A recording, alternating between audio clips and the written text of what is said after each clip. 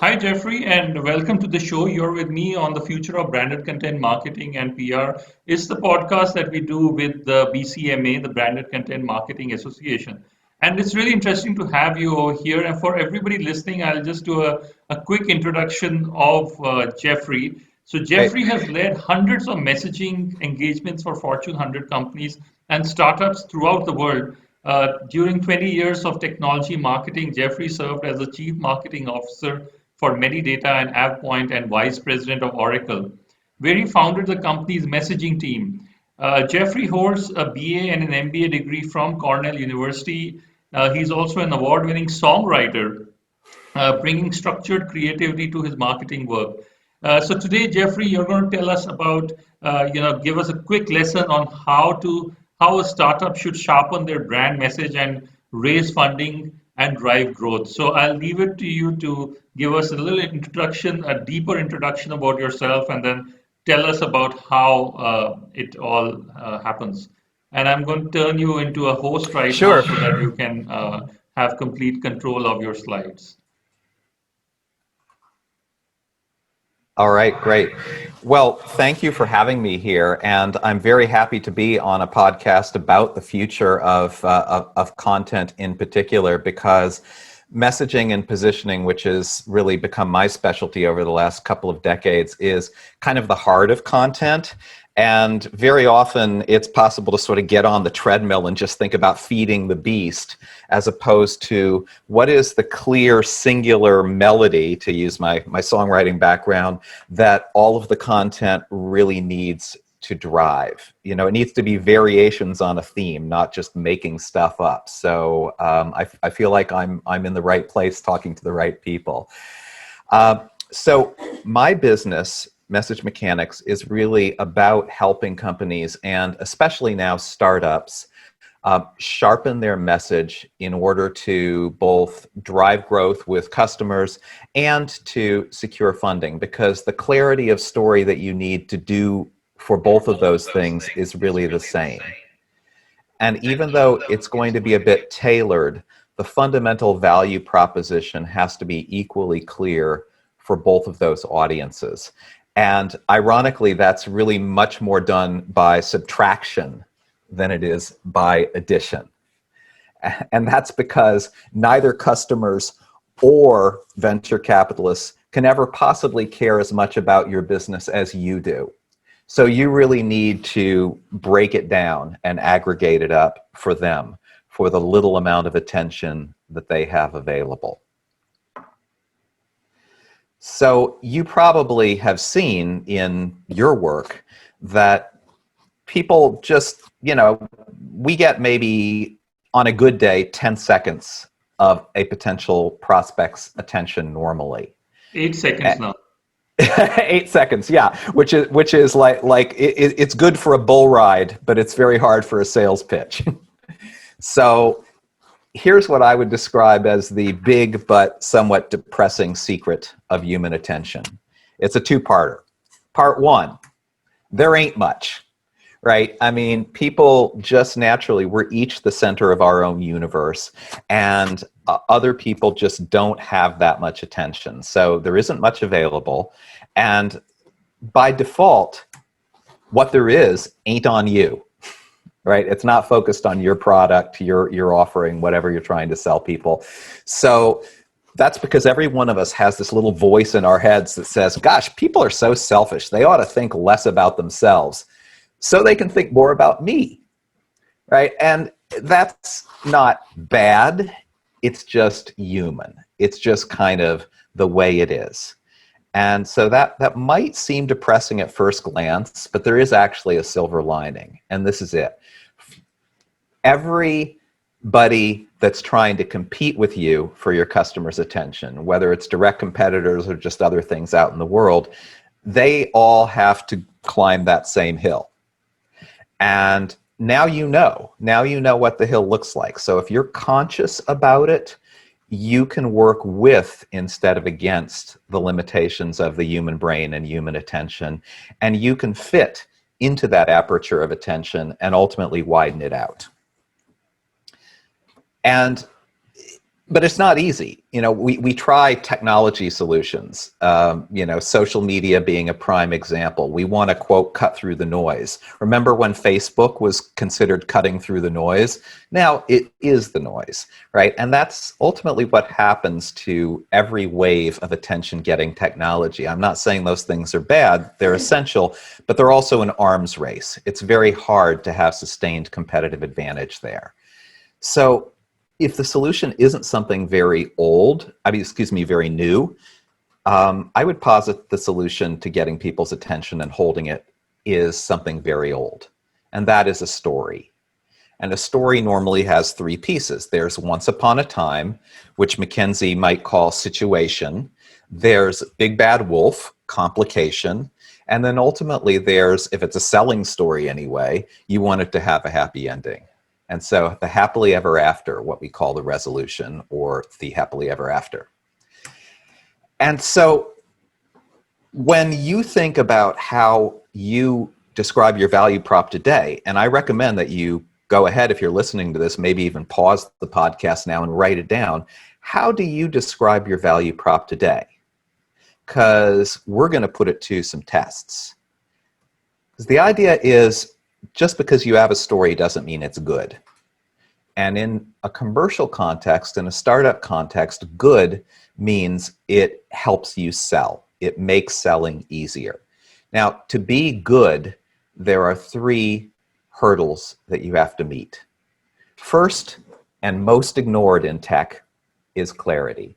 Not do people think what you have is cool, but do they know what the hell you're talking about? So jargon is the enemy of clarity. Too many words is the enemy of clarity.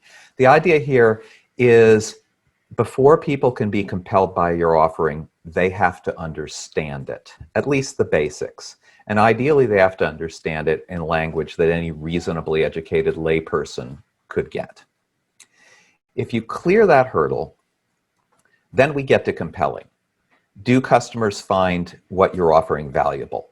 And I don't just mean a little valuable. I mean, for your ideal customer profile, it has to be, as Jeffrey Moore would say, so compelling that if I really understood what you're offering and believed you, I'd have to take action, because it would be irresponsible of me not to. That it's really valuable enough to provoke change. Because that's what we're really trying to do anytime we're trying to make a sale, is we're trying to provoke change. The last hurdle, also a really common issue in startup land, is consistency. Do people see the same basic message, the same basic story everywhere they touch you? So is what the salesperson saying consistent with what they see on the website, consistent with the collateral? That's part of it. And the other part is it consistent with information they're getting about you from channels you don't control, like the press? You don't control what those channels say about you, but you should participate in that conversation. You should influence it. And if there's information out there about you, even that you're not that happy about, you need to be conscious of it. You need to be conscious of what people think already of your brand. So your story to help you sell, your message needs to be clear, it needs to be compelling, and it needs to be consistent. And so, again, stop the podcast for a minute if you want to, and test out what you wrote down. Is it clear? Like, would anybody understand it? Is it compelling? Does it motivate change? Is it consistent? And here's another test of consistency. If other people in your organization were to write down their story, would it be the same or vastly different than yours? Because that's a measurement of consistency or inconsistency. Now, it seems like with three pretty simple criteria, this ought to be easy. It isn't. It turns out that it's pretty hard. And I've spent a good amount of time over the last 20 years thinking about why. And I think that more than anything else, there's one fundamental reason, which is, like they used to say in the old spy movies, you know too much. You naturally know too much about your offering, too much about the technical details. It's the center of your professional universe in a way that it will never be for either your customer or for potential investors. So you literally know too much. And the natural consequence of that is you say too much, you put too much in. So we're trying to get people to a very simple conclusion, which is that they need your offering. And hopefully you've developed something good enough where that's actually true for your ideal buyer. But very often we're putting people through a torturous amount of detail to get to that conclusion, and they never make it there. So what do we do about that?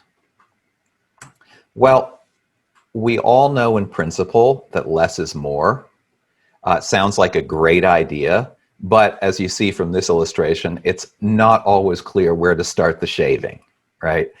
So it's never going to be easy, but one thing that will make it a whole lot easier is a structure. And this is the structure I work with. I call it the message matrix, and it's nothing more than a brutally simple structure for boiling your unique value down to simple messages that sell. And if you remember nothing else from this podcast and you're trying to message your startup, remember this. You're going to be better off if you cut it down. You're going to be better off if you say less, then you'll be heard more. And so the message matrix really imposes that. It's a structure that is simple and consistent, brutally consistent. It starts with a one-sentence positioning statement. There's no flex on that. It's one sentence long. That is then sliced up into 3 key messages, either benefits or differentiators, and supported by 3 proof points, which may be social proofs like customers, but very often they're product capabilities. And that's it. 1, 3, 9. That is literally it. That's all there is to the structure. And that works out very well for marketing, because even though it's hard to come up with, it's easy to execute on, and the website will have the same clarity as the data sheet, as the sales presentation. It also works out paradoxically well for sales, because salespeople naturally empathize and improvise and find and follow the pain of the customer. But if you give them a clear melody, then they start from the right place and they end in the right place, and the improvisations on the theme are the right improvisations, not the wrong ones. And they won't come back to you having sold something and say, we can make that, right? Which, of course, if you're trying to run a scalable SaaS startup, is death. That is a death spiral. You don't want that. So good for sales too. Now, you want to start to build it out. So, on your own, I encourage it. Here are the pieces. Positioning statement is your business, your value in one existential sentence. And it goes like this. Blank is the blank that blanks. Name is the category, the kind of thing you are, that provides one big benefit or one big differentiator. And I mean one. So you don't really want to use the word and in here if you can avoid it. So for example, back in 2004, when we said Oracle Advanced Procurement, name is the procurement software, super obvious category, what kind of thing we are, that dramatically cuts all supply management costs. We're just trying to make one big claim here that people would actually care about. We are trying to provoke interest. We're not proving anything in this sentence.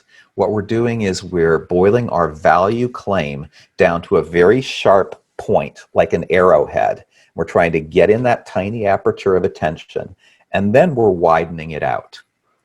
So how do we widen it out? Well, we slice that big benefit, you might think of it as the pizza of value, into 3 big slices. For example, in the case of the procurement software, we sliced it into cutting your spend on goods and services, cutting your process costs, and improving your compliance. Now, what we're doing here is we're giving the customer a mental map to navigate down, so that if they're only interested in the compliance stuff, we don't need to give them any technical details and proofs on the rest of it, because they don't care. But when we get down to the proofs of the compliance stuff, it's not just boring features. It solves a problem they actually have and have admitted to, and now we just need to prove that we solve that problem. And we do that in the proof points. But before we get to them, I have to explain why there are only 3 of everything here. 3 is a magic number. There's all kinds of cognitive research on breakpoint numbers and what people can easily remember in their heads. But I can summarize it all as no one remembers the fourth stooge. You know, Larry, Moe, and Curly, the original 3 Stooges, a lot of people can name those. But Shemp, the fourth stooge, gets forgotten every time. If you do 4 key messages or 5 key messages for your startup, people may remember 3 of them, or they may forget all of them. But what you can pretty much guarantee they will not be able to do is hold every one of them in their heads. So no matter if you provide 100 pieces of value, find 3 buckets to put them in. That's going to do much better for you and ultimately much better for your customer as well. Now, that is the basic structure. And as I said, I really encourage you to start working with it and using it on your own. It will help you a lot just to focus your thinking and force yourself to that level of reduction. Ultimately, though, you will have to prove out that you actually do what you say you do. And that's where the proof points come in. So the proof points are where you pick your very best 3. And again, like the slide says, it's only going to be 3, either product capabilities or social proofs, such as customers.